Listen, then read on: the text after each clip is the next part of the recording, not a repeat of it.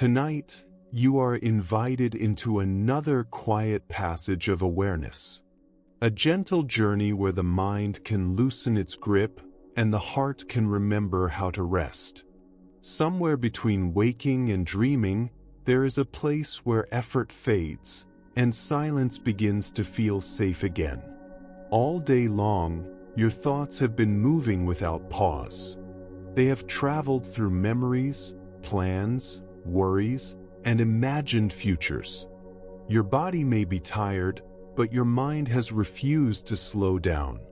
It has carried questions that never seem to end and stories that never fully conclude. Tonight, you do not need to solve anything. You do not need to control your thoughts. You do not need to improve your mind. Instead, you will begin to see something simpler. Peace is not something you must create.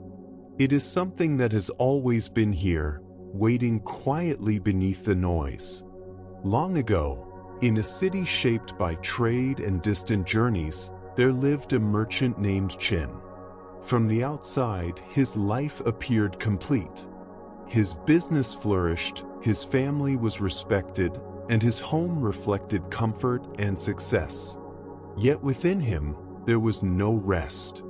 Each morning, before the sun touched the rooftops, his mind was already racing ahead. He imagined dangers before they arrived, losses before they existed, and problems before they had any form. His talent for foresight had once brought him prosperity. But over time, this skill became a burden. Thought after thought rose like waves, never allowing the waters of his mind to become still. Late at night, while the city slept, Chin remained awake beside his scrolls and accounts.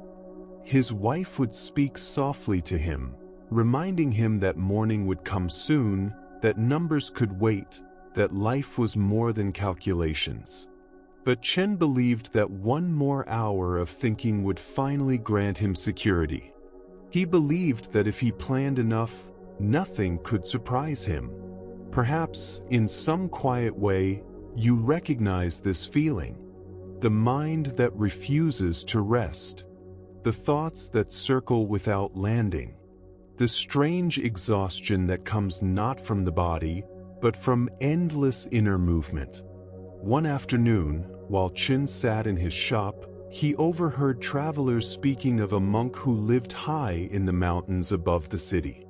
They said this monk slept peacefully each night, not because his life was free from responsibility, but because he understood something rare. He knew the difference between useful thought and restless thought, between awareness and anxiety, between preparation and fear. Without fully understanding why, Chen felt drawn toward this mountain. That same day, he closed his shop early and began walking along the winding path upward. As he climbed, the air changed. It grew cooler, clearer, lighter. Pine trees swayed quietly in the wind. Shadows moved across the earth in slow patterns. Scents he had forgotten, stone, moss, wild flowers, returned to his senses like memories from another life. At first, his mind continued its familiar rhythm. He calculated losses, rehearsed conversations, questioned whether this journey was practical. But gradually, something softened within him. His breath deepened. His steps found their own rhythm. For the first time in many months, his mind was not completely in the future. When Shin reached the temple, the sky was painted with fading light, gold dissolving into rose, rose dissolving into deep blue. The temple was simple, not grand, not imposing. It seemed to belong naturally to the mountain. When he knocked, the door opened quietly. An elderly monk stood before him, his face marked by time, his eyes clear like still water. Without questions or ceremony, the monk invited Chin inside.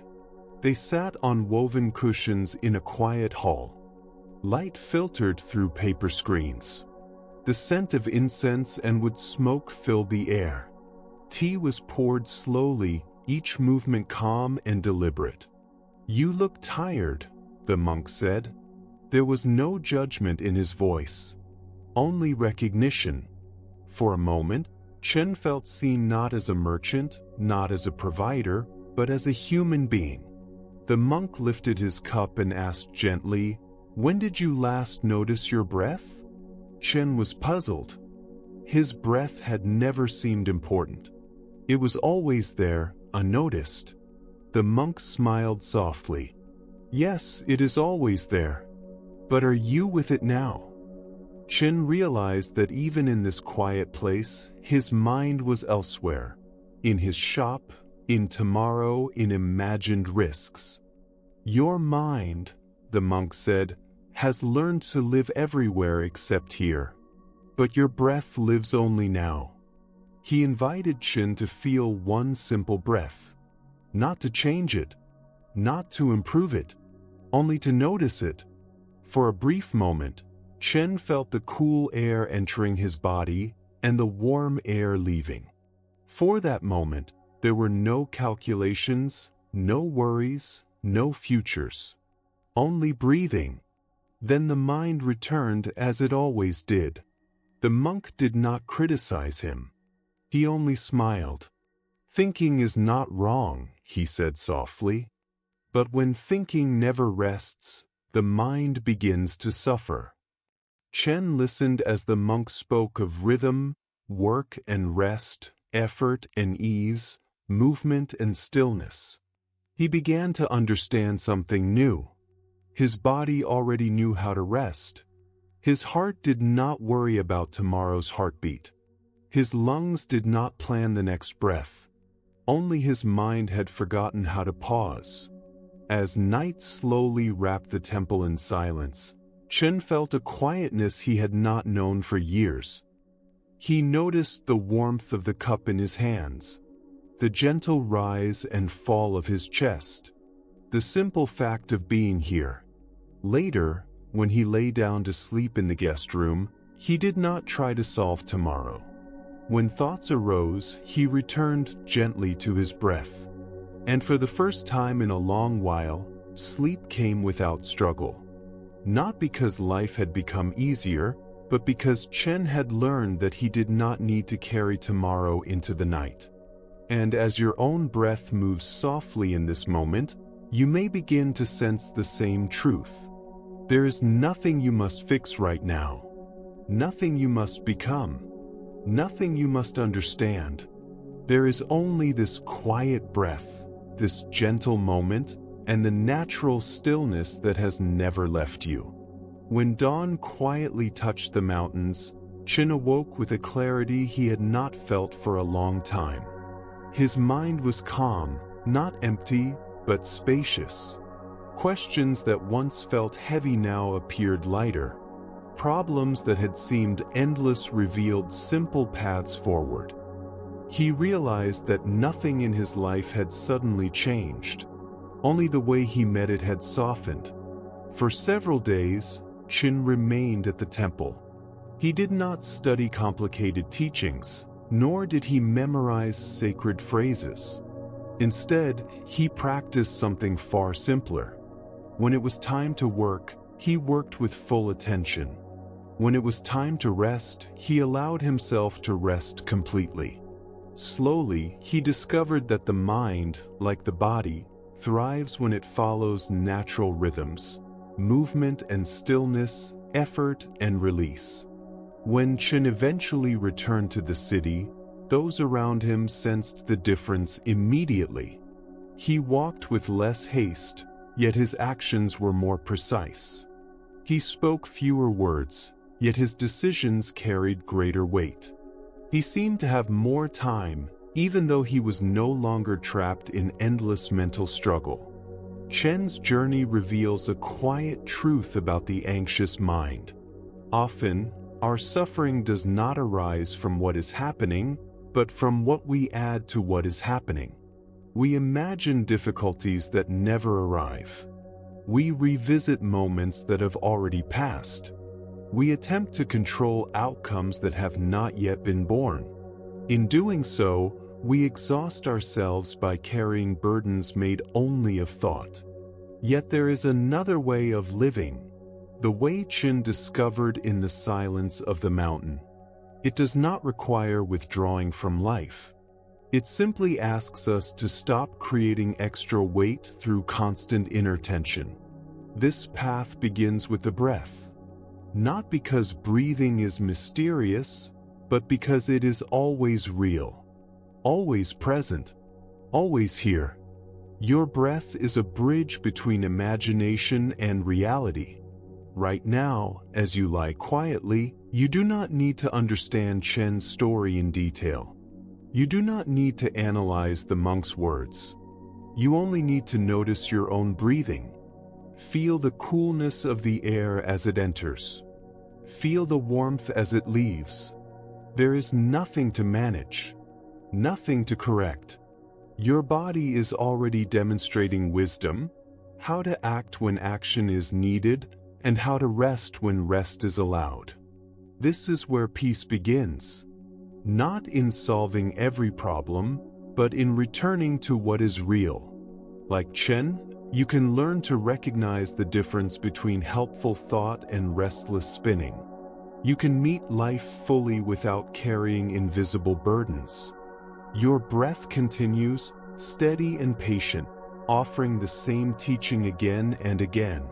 Peace does not come from changing your circumstances. It comes from changing how you relate to your thoughts. Tonight, let Chen's path remind you that what you seek is not far away. It is as close as your next breath, as gentle as this moment, as natural as your body's quiet intelligence.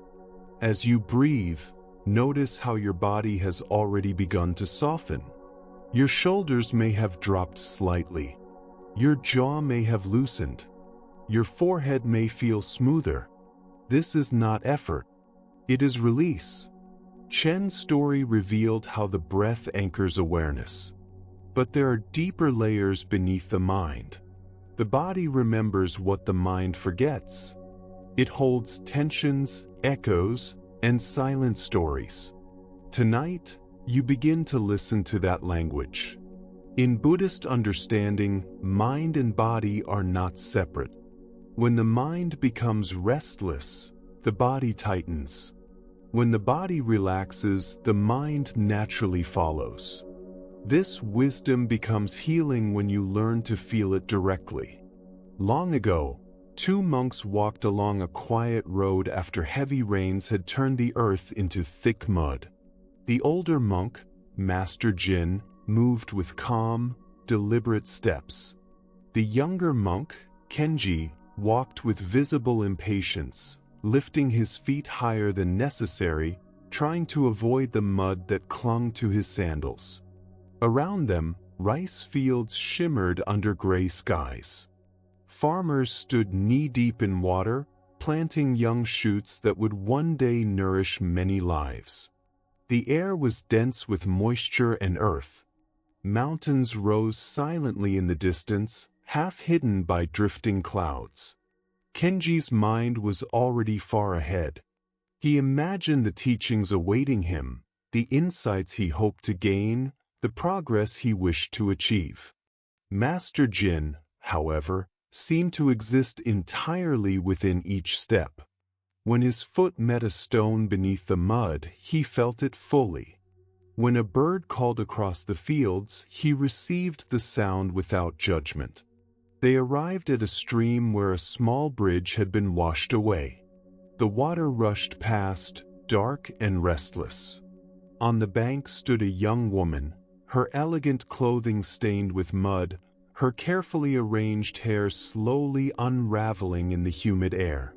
When she saw the monks, relief appeared in her eyes. She bowed deeply and spoke with trembling voice.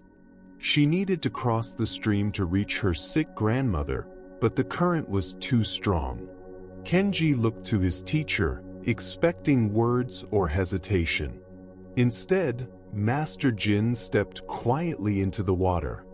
Without drama, without explanation, he invited the woman onto his back and carried her across the stream. The crossing was slow and steady. When they reached the other side, he helped her down gently.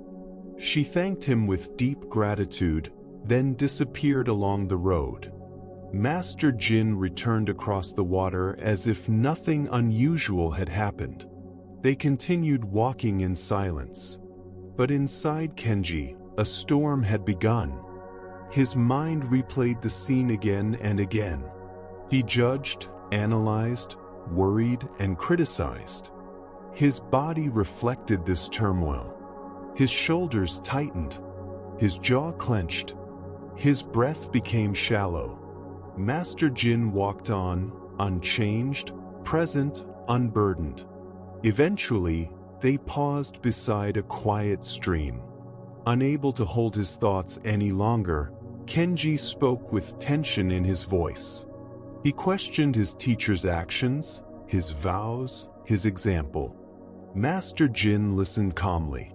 Then he said softly, "I set the woman down at the river. But you are still carrying her." The words fell gently into the air. Kenji felt something loosen inside him. He realized that while the event had ended, his mind had kept it alive. Master Jin explained with patience. Helping the woman had been necessary. Once it was done, it was finished. But Kenji had carried the moment forward, adding judgment, fear, and meaning. His body had been holding that weight. "Feel your body," the master suggested. Kenji closed his eyes. He noticed tension he had not seen before, in his neck, his shoulders, his hands, his breath. "This is what carrying feels like," Master Jin said quietly. "There is a difference between reflection and burden, between understanding and obsession." As they resumed their walk, Kenji experimented with presence. He felt his feet touch the ground. He noticed his breathing. He allowed his shoulders to drop. A surprising lightness appeared. It was as if he had set down a heavy load he did not know he was carrying. "Your body will teach you," Master Jin said gently. "It always signals when you are holding too much." From that moment, Kenji began to listen. When his thoughts began to spin, he returned to his body. He felt where tension lived. He softened where he could. By the time they reached the monastery, something fundamental had shifted. Kenji understood that much of what he called thinking was actually a form of holding. The story of the two monks reflects our own lives. We carry moments long after they are finished. We replay words that no longer exist. We worry about outcomes that have already passed. When the mind clings, the body tightens. But the body knows how to release. Your heart does not hold yesterday's heartbeat. Your lungs do not store last week's breath. Only the thinking mind accumulates weight. Now, as you rest, you can begin to sense what Kenji discovered. Scan your body slowly.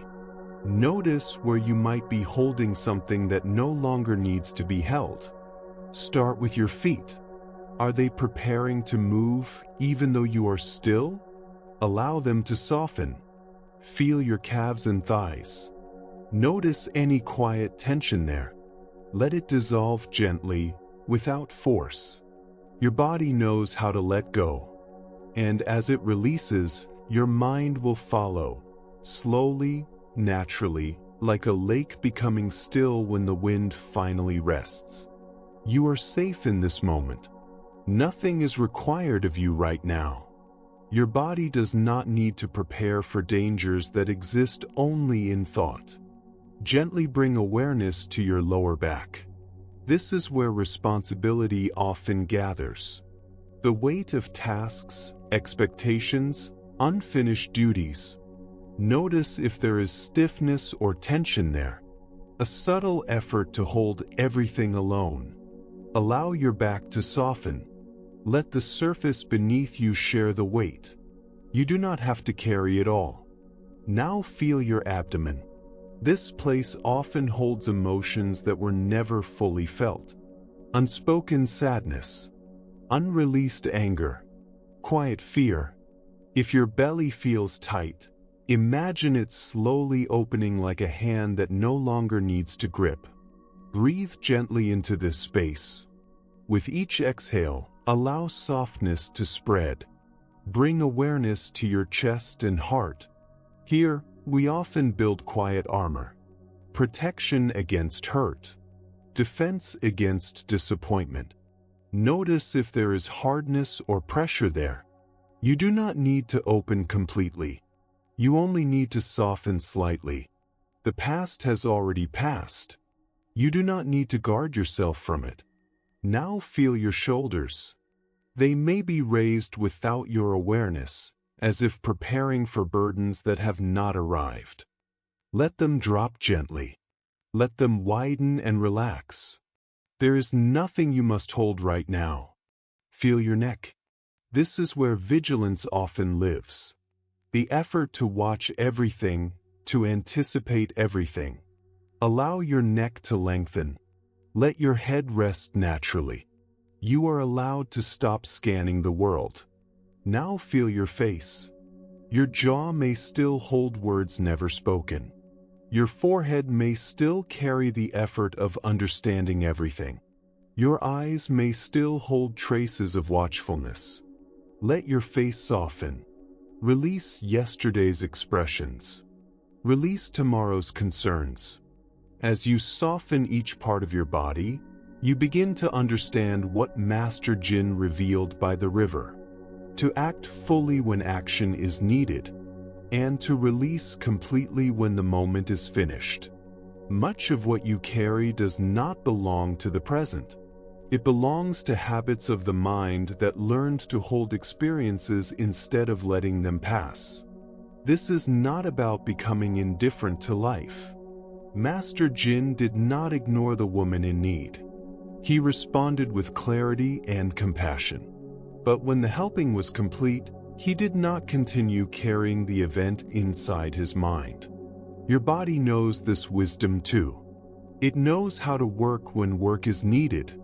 It knows how to rest when rest is possible. It knows how to feel emotions fully and release them when they are ready to move on. The tension you feel in your shoulders, your jaw, your stomach, your back is often old tension. Like Kenji, still carrying the river long after the crossing ended.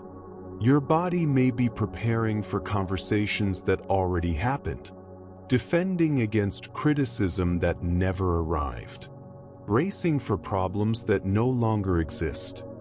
Buddhist awareness teaches a quiet distinction between necessary effort and unnecessary holding. When something is truly happening, the body responds naturally. But when the moment passes, the body is meant to release. The art is not to avoid life, but to meet it fully, then let it go. This is not numbness. It is intelligence. It is the fluid movement between engagement and rest. As your body releases, notice how your mind changes. When your jaw softens, thoughts become quieter. When your shoulders drop, worries lose urgency. When your belly relaxes, anxiety loosens its grip.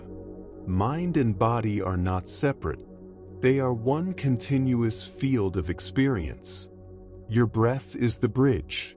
Each inhale brings freshness. Each exhale invites release. You do not need to understand what you are letting go of. You do not need to analyze it. Simply exhale. Trust your body's wisdom. The story of the two monks reminds us of something gentle and radical. Life's difficulties come and go like weather. But much of our suffering is something we add afterward. We replay moments. We judge ourselves. We judge others. We carry what has already ended. Tonight, you are invited to practice something different. You can fall asleep without carrying today into tomorrow. You can feel emotions without gripping them. You can let thoughts pass like clouds drifting across a wide sky. Your body already knows how to do this. It releases tension without effort. It processes experience without instruction. It guides you toward sleep with ancient intelligence. Trust this intelligence. Let your body teach your mind how to hold lightly, how to act when needed, how to release when finished. Like the woman crossing the river, allow yourself to be carried by something greater than effort. And like Master Jin setting her down safely, learn to complete each moment and walk forward unburdened. As your awareness grows quieter, your body continues its natural softening. Tension melts like ice becoming water. Breathing finds its own rhythm, neither forced nor forgotten. The stories you have heard tonight are not just ideas. They are invitations to spaciousness. Space itself is healing. Not emptiness as absence, but spaciousness as possibility. When the mind becomes crowded, clarity cannot appear. Sometimes wisdom does not come from adding more, but from making room. In a quiet region of ancient China, during a time when poetry and philosophy flourished, there lived a scholar named Wei. Wei was known not for moderation, but for an insatiable hunger for knowledge. He sought to understand everything, to collect every teaching, to master every discipline. His home had once been open and serene, but over time, it became a labyrinth of books. Scrolls filled the walls. Manuscripts covered tables. Stacks of texts rose like silent towers. The pathways between them grew narrow. Light struggled to enter. Wei read constantly, by candlelight before dawn, by gray afternoon light, by the fading glow of sunset. His eyes ached, his back bent, his hands were stained with ink. Students traveled far to learn from him, yet they found not peace, but a mind overwhelmed by its own learning. Wei spoke in citations. He interrupted himself with references. He searched endlessly for the perfect source. His knowledge had become a maze. Every answer created more questions. Every truth dissolved into complexity. Even sleep abandoned him. When he lay down at night, his mind continued to catalog, compare, and analyze. The knowledge meant to bring peace had become the source of unrest. One autumn morning, a Zen master named Huangbo arrived at Wei's door. He carried almost nothing, only a walking stick and a simple bowl. Wei greeted him with excitement and anxiety. He rushed to gather books worthy of such a visitor. Stacks collapsed. Scrolls unraveled. Papers scattered. Huangbo watched quietly. "Stop," he said gently. Wei froze. "What are you looking for?" the master asked. "The right texts," Wei replied. "Something worthy of our conversation." Huangbo smiled. "And what conversation are we having?" Wei realized he had not considered that. "You have spent years preparing for conversations," Huangbo said softly, "but never fully entering them." They sat together in silence. For the first time in years, Wei noticed the light through his windows, the sound of wind in bamboo, the rhythm of his own breath. "How do you feel?" Huangbo asked. "Peaceful," Wei said, "but also empty." "Yes," the master replied. "You have mistaken fullness for wisdom. But space is not lack. Space is freedom." Over time, Wei began to release what he had accumulated. Not all knowledge, but excess. He created space in his house, and slowly in his mind. He learned that wisdom is not the weight of information, but the clarity that appears when the mind is no longer crowded. As you rest now, you may sense the same truth. You do not need to understand everything. You do not need to hold everything. Let the teachings settle like seeds in quiet soil. Stop adding more content to your mind. Stop analyzing every thought. Let awareness become spacious. In this spaciousness, breathing becomes gentle. The body becomes light. The mind becomes quiet. And in that quiet, understanding arises naturally, not from effort, but from stillness. Your journey continues, not toward certainty, but toward peace with uncertainty. And as the night deepens, you are invited to rest inside the vast, gentle space that has always been within you. Perhaps, he said again, without adding anything more. The people around him looked at one another in quiet uncertainty.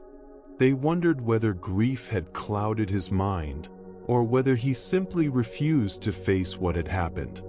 They offered help in many forms. They spoke of plans, solutions, strategies. They suggested searches, loans, extra hands, urgent action. Yet he continued tending his garden, watering young shoots, loosening soil, trimming leaves. He listened politely. He thanked them gently. And he declined. If returning has meaning, it will happen, he said softly. If not, something else will appear. His calm unsettled them. They left with troubled expressions, unable to understand a man who did not react as they believed he should. Days passed. He worked steadily, not hurried, not heavy with despair. On the fourth morning, as he sat in the courtyard eating a simple meal, a distant sound reached his ears. He looked toward the mountain path. First came the familiar horse, moving with quiet ease, her coat bright in the morning light, her eyes clear and alive. Behind her followed others, wild horses, strong and untamed, moving like wind through grass. They entered his field as if it had always been theirs. He watched without excitement, without shock, without grasping. News traveled quickly. Soon the neighbors returned, this time with voices filled with wonder. "Look at this fortune," they said. "One horse lost, many gained. Your life has changed." They calculated numbers. They imagined harvests. They saw prosperity. He sat beneath an old tree, repairing a worn wooden tool, his hands moving slowly and precisely. "Perhaps," he said. The word confused them again. They argued. They insisted. They praised. He remained still. Life did change. More animals meant more care, more work, more responsibility. Yet it also brought new possibilities. His son, young and strong, was filled with enthusiasm. He saw opportunity where others saw effort. He dreamed of growth, expansion, progress. He began training the wild horses. At first, the animals resisted. They had lived with open skies and endless space. They did not easily accept human guidance. Day by day, he worked with patience. Slowly, trust began to form. Then, one morning, in a single unpredictable moment, everything shifted. A sudden movement, a startled animal, a misstep. The sound of impact echoed across the field. When his father arrived, he found his son conscious but injured, his leg twisted in unnatural shape. He did not panic. He did not curse fate. He examined, supported, acted.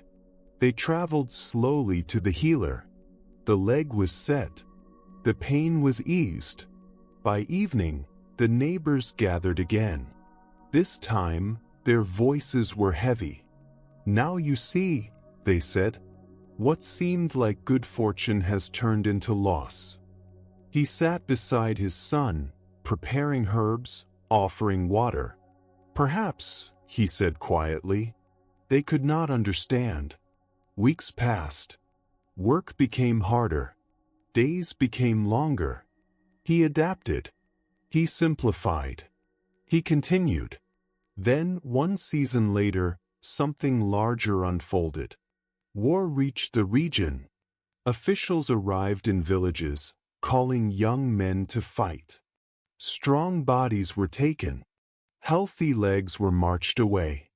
When they came to his farm, they saw his son sitting quietly, still healing, still weak. They turned away. That night, the sound of grief filled the valley. Families mourned sons who had left. The neighbors came again. Their voices were different now. What we called misfortune, they said, has become protection. He stood in his garden beneath the moon, lifting vegetables from the soil with calm hands. Perhaps, he said. This time, no one argued. They began to see what he had never tried to explain. Events are not fixed. Meanings are not final. What appears as loss may become shelter. What appears as gain may become burden. The mind longs for certainty. It wants clear answers, clear labels, clear endings. But life rarely offers such clarity. Like the flow of breath, it moves beyond prediction. Tonight, as you rest, you may recognize this pattern in your own life. Moments you judged too quickly. Situations you feared or celebrated too soon. Stories you thought were finished. The wisdom of perhaps is not indifference. It is spaciousness. It allows life to unfold without forcing conclusions. Your breath understands this. It rises without knowing the next moment. It falls without planning the future. It trusts the rhythm without demanding certainty.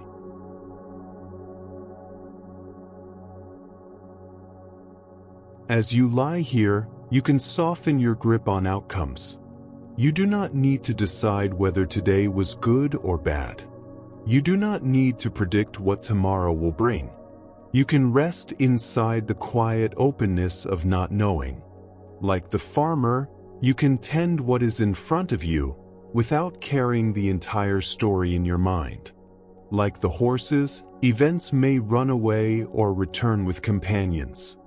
Like the seasons, what seems harsh now may reveal hidden kindness later.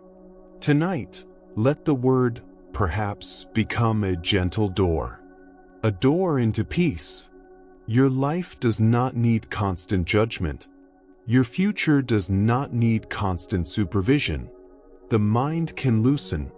The body can soften. The breath can deepen.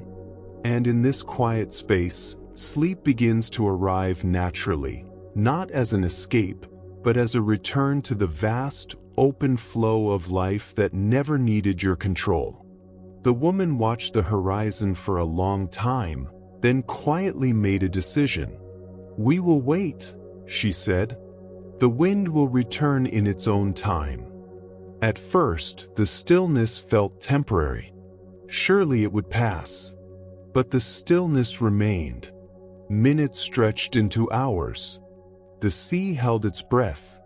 The air did not move. The surface of the water became a mirror without ripples. Above them, the sun climbed slowly, pouring its fire onto the deck until every movement felt heavy, every step felt slow, every thought felt strained. She walked across the ship again and again, checking instruments, studying maps, searching the horizon for signs of change. At first, she felt only impatience. Then impatience turned into unease. And unease slowly transformed into fear. Time was passing. Water was being consumed. Supplies were dwindling.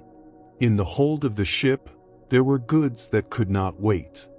If the journey took too long, they would spoil, and everything she had built would be questioned. Her name had always meant reliability. Now that name felt fragile. Finally, she spoke again. "We will row," she said softly. "Half shifts. Slowly. Carefully." The crew obeyed without protest. Their oars entered the water in quiet rhythm. But the ship barely moved. No matter how hard they worked, the vessel seemed bound by something unseen. It was as if the sea itself had decided to hold them still. The harder they struggled, the more the stillness resisted. By late afternoon, her calm had vanished. She had tried everything she knew. Every method, every adjustment, every strategy she had learned across many years. Nothing worked. The ship remained suspended in silence, as if anchored by invisible hands. When the sun began to set, painting the sky in deep gold and quiet crimson, she was too restless to notice the beauty. Then something unexpected happened.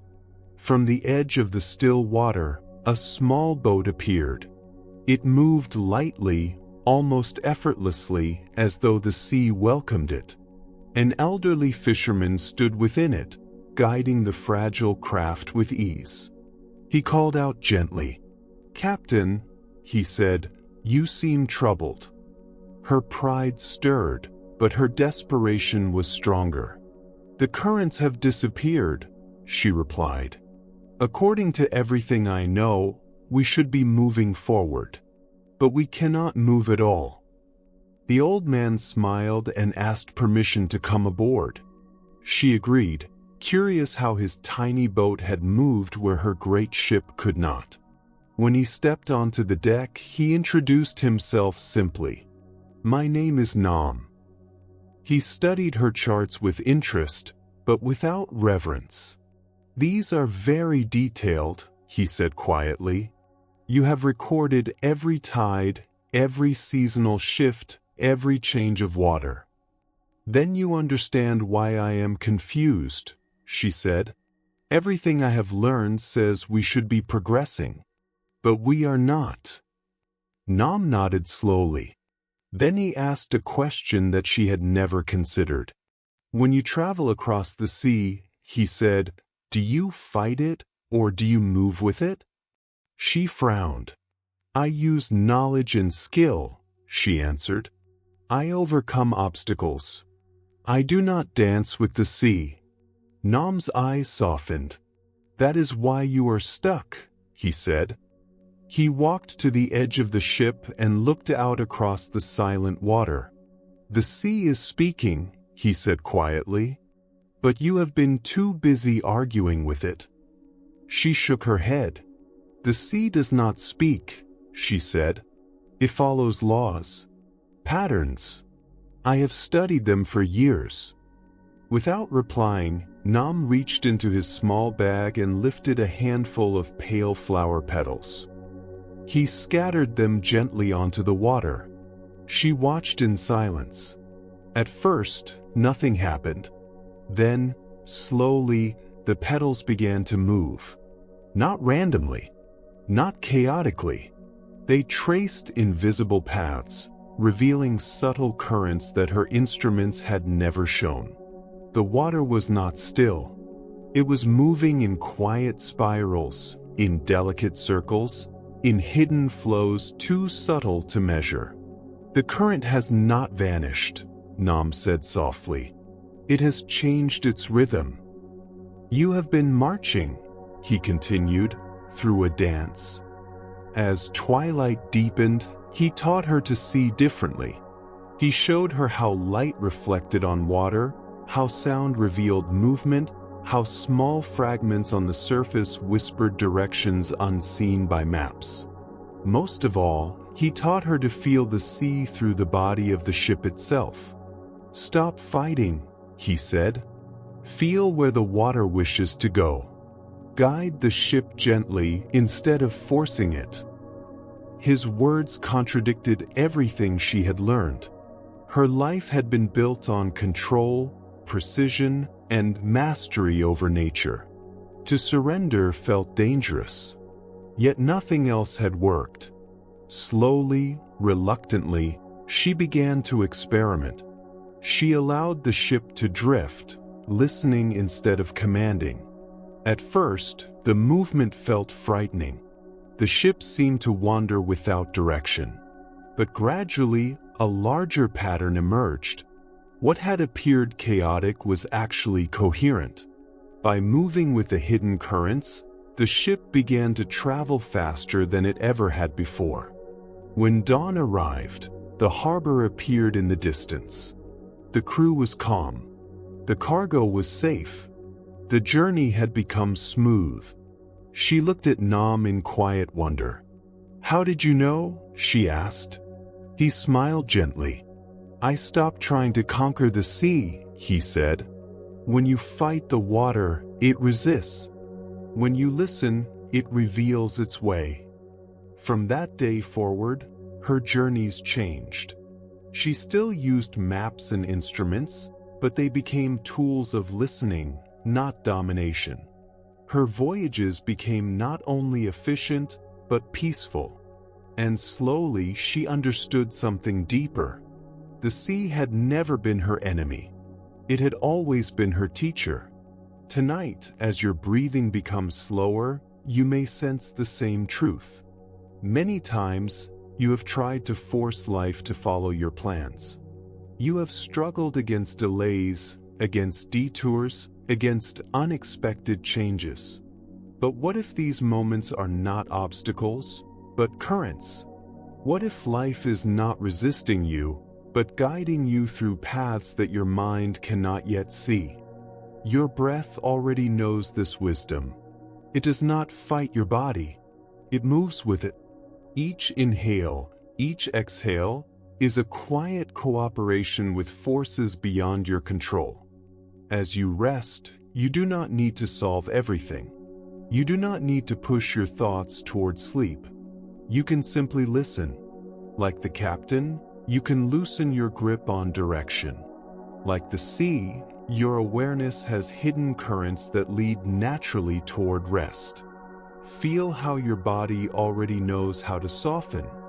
Feel how your mind is beginning to drift without effort. You are not losing control. You are returning to a deeper intelligence. And in this gentle surrender, sleep approaches not as something you must achieve, but as something that has been waiting for you all along. The ship continued its journey in quiet harmony with the sea. Days passed, and something within the captain slowly changed. She no longer stood at the helm with rigid tension. Her hands were lighter. Her gaze was softer. She still guided the vessel, but she no longer tried to dominate its path. When winds shifted, she listened. When currents changed, she adapted. The crew felt the difference before they could name it. Their work became less forced, less hurried, less burdened by fear of mistakes. The ship itself seemed to move differently, as if it had been freed from an invisible struggle. In time, the captain understood that her journey on the sea was also a journey within the mind. To fight every wave was to exhaust the heart. To listen to the water was to discover a deeper intelligence that had always been present. And so, her story spread quietly among sailors. Not as a tale of conquest, but as a story of learning how to yield. Tonight, as you rest in the gentle darkness, you may sense the same truth in your own life. So much of your energy has been spent trying to control outcomes, predict futures, and correct every uncertainty. The mind builds maps of how life should unfold, then suffers when reality does not follow those maps. But life, like the sea, does not move in straight lines. It flows in curves, in spirals, in rhythms that cannot be fully calculated. Sometimes, what feels like delay is actually redirection. Sometimes what feels like loss is a form of guidance. And sometimes what feels like stillness is movement too subtle for the mind to detect. Your breath understands this. It does not force the body. It does not demand certainty. It simply moves, moment by moment, in quiet cooperation with life. As your breathing deepens, you may feel the urge to let go of the need to understand everything. You do not have to solve your life tonight. You do not have to decide the meaning of every event. You can rest inside the spaciousness of not knowing. Far away, beyond oceans and mountains, there was once a small temple hidden among ancient trees. The path leading to it was narrow and winding, covered with fallen leaves and soft moss. Few travelers knew of its existence. Even fewer chose to visit. The temple was not famous for grand teachings. It was known for something more subtle: silence. Within its walls lived an old teacher whose presence felt like still water. He spoke rarely. He taught without explanation. He guided without instruction. People called him Master Yun. For many years, seekers traveled great distances to meet him. They arrived carrying questions, scrolls of knowledge, and hearts heavy with confusion. Most expected words. They found quiet. One autumn morning, a young man arrived at the temple gate. His name was Park. He was not a monk, nor a scholar, nor a hermit. He was a leader burdened by responsibility. In the world beyond the mountains, he had been entrusted with the care of many people. Every day he faced conflict, injustice, and suffering. Every decision he made seemed to create new problems. He had studied deeply, reading teachings, memorizing principles, searching for the perfect balance between compassion and firmness. Yet the more he learned, the more uncertain he felt. At night, his mind refused to rest. Thoughts rose like storms. Possible outcomes multiplied endlessly. He felt as if he were drowning in the very knowledge he had sought. So he came to the temple, hoping to find clarity. When he entered the hall, Master Yun was sitting quietly, breathing. No books lay beside him. No scrolls adorned the walls. Only light, silence, and the slow rhythm of presence. Park bowed respectfully. "Master," he said, "I need your guidance." He spoke of injustice, of conflict, of impossible choices. He laid his scrolls on the floor, each one filled with teachings and arguments. "I have studied many paths," he said, "but I do not know which one is right." Master Yun listened without interruption. He did not respond. Minutes passed. Then more minutes. The young man waited. At first, he felt patience, then impatience, then frustration. "Master," he said again, "I cannot return without answers. People depend on my decisions." Master Yun looked at him gently, as if seeing beyond his words. Still, he remained silent. Slowly, he reached for a small clay teapot. He poured tea into 2 cups. The steam rose quietly, carrying a faint scent of herbs and mountain air. He handed 1 cup to Park. Reluctantly, Park accepted it. He drank.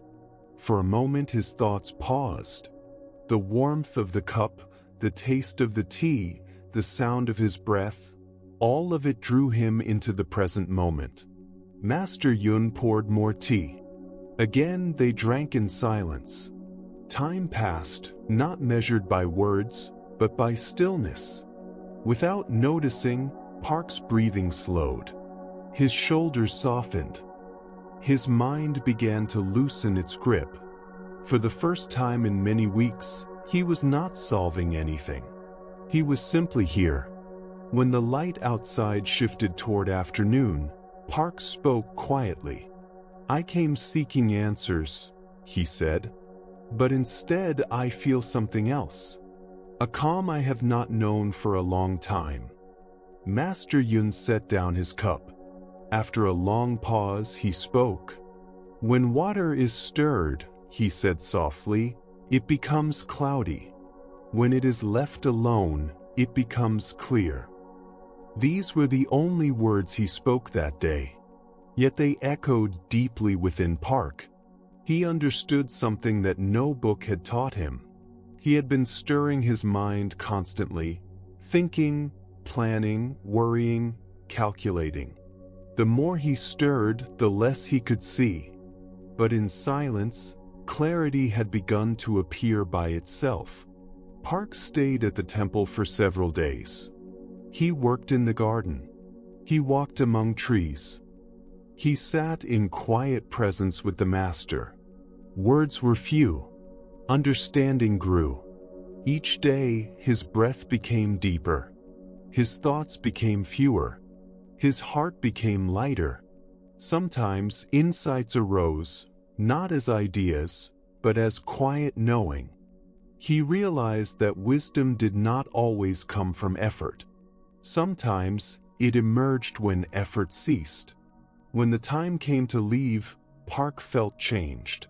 Not because his problems were solved, but because he had discovered a still place within himself. When he returned to the world of action, he carried that stillness with him. He no longer rushed to conclusions. He listened before deciding. He acted without panic. Conflicts began to soften. People felt heard. Decisions became clearer. Not because he had learned new strategies, but because he had learned to act from calm awareness. Years later, he would often return to the temple. Not to ask questions, but to remember silence. Tonight, as you lie quietly in the darkness, you may sense the same teaching. Your mind has been stirring for a long time. You have tried to fix everything, understand everything, control everything. But clarity does not always come from effort. Sometimes, it comes from stopping. You do not need to solve your life tonight. You do not need to understand every emotion. You can let the waters of your mind settle naturally. Feel your breath. It is not trying. It is not forcing. It simply moves. Like the sea, like the temple, like the silent master, your awareness knows how to return to stillness. You do not have to push yourself into sleep. You can allow sleep to find you. As thoughts slow, as the body softens, as the night deepens, you may feel yourself drifting gently into a quiet ocean of rest. And in that ocean, nothing needs to be controlled. Nothing needs to be understood. Everything is already flowing exactly as it should. Your awareness is gently descending into deeper quiet, just as evening slowly dissolves into night. Your mind is discovering how to rest within the wide, silent space that exists beneath every thought. There is nothing you must hold on to from this journey. No instructions to memorize. No practices to force. No ideas to protect. The stories have already reached the places where words no longer matter. They have planted subtle seeds in layers of your being that grow without effort, according to rhythms far older than intention. Like Park returning to his world, you will carry this quiet with you into tomorrow. Not as something you acquired, but as something you rediscovered, the natural peace that has always lived beneath the movement of the mind, the clear presence that can meet every moment without being shaken by it. Rest now within the silent teaching of Master Yun. Let the night itself become your temple. Let your slow breathing become the sound of the bell. Let your fading thoughts become travelers who quietly leave after the teaching has ended. The lesson is complete. The waters are settling. Clarity is appearing on its own, not because you tried harder, but because you finally stopped trying at all. Your awareness knows how to move into sleep as effortlessly as rivers find the sea. This is not a loss of consciousness, but a return to its origin, the vast, open space where every experience arises and dissolves like clouds drifting across an endless sky. Sleep gently in this recognition. Rest deeply in this quiet knowing. The ancient wisdom is no longer something outside you. It lives within you now, not as knowledge, but as the ground of your being, as natural as breath, as calm as still water, as boundless as the sky itself. Let the night carry you into dreams born from silence, into a sleep so deep and nourishing that when morning comes, you will sense that something has changed. Not because you learned something new, but because you stopped stirring long enough to see what had always been clear. The water is transparent now. The mind is quiet. The heart is at ease. And within this perfect stillness, everything you have ever sought reveals itself without words, without effort, without striving, only through the infinite presence that you have always been and will always be. Sleep peacefully. Thank you for sharing this quiet space with Silent Monk.